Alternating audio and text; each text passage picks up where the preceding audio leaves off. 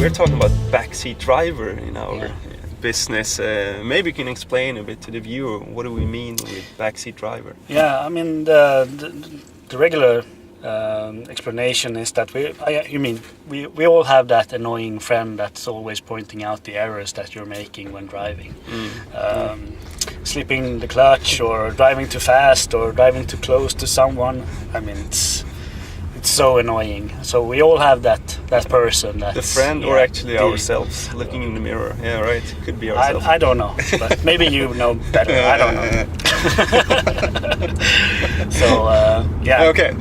And what's the outcome of this backseat driver for autonomous driving vehicle? That's an interesting question. Yeah. I mean, when we don't have a driver to complain on, we have a system instead. So it's so important that the system feels competent, that the system feels safe, and that we actually want to use the service and the function that the autonomous system actually delivers to us. So, I mean, we have a lot of systems today already with forward collision warning, lane keeping, and etc. But people are turning them off. They don't like them because they're annoying, basically. Just like backseat driver is annoying you. I mean, as an engineer, we have a problem there because we have been developing this for a long time, but we have been very good at verifying them. But what's missing is the actual validation of the system and the function. Exactly. So it's crucial that we start to validate our function and systems, so that the actual user wants to buy it. Exactly. That's the key.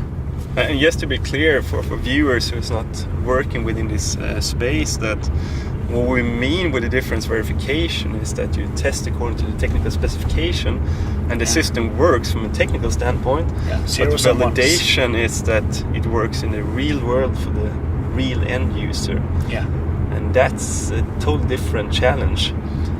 We know this, having worked in the business for many years, that you develop these systems a bit more bottom up, depending on the technology that's available, different sensors and hardware, software, and you try, of course, to make the best possible system that you can do. But I would argue that we need to have a different mindset moving ahead, developing autonomous driving vehicles, and have a much more top-down perspective from the end user, and then developing a system really 100% based on the end users. Because otherwise we will have this situation that perfectly safe and confident system with 99% plus accuracy, but if half of the population are turning off the system, well, then suddenly our confidence level, we always talk about confidence level, right, for the systems, is actually only 50% because half of them are not using the system, right? Exactly, and it would be pointless, and no one would purchase a system like that the second time they're purchasing a vehicle. So I mean, it's such a challenge to validate and do it properly.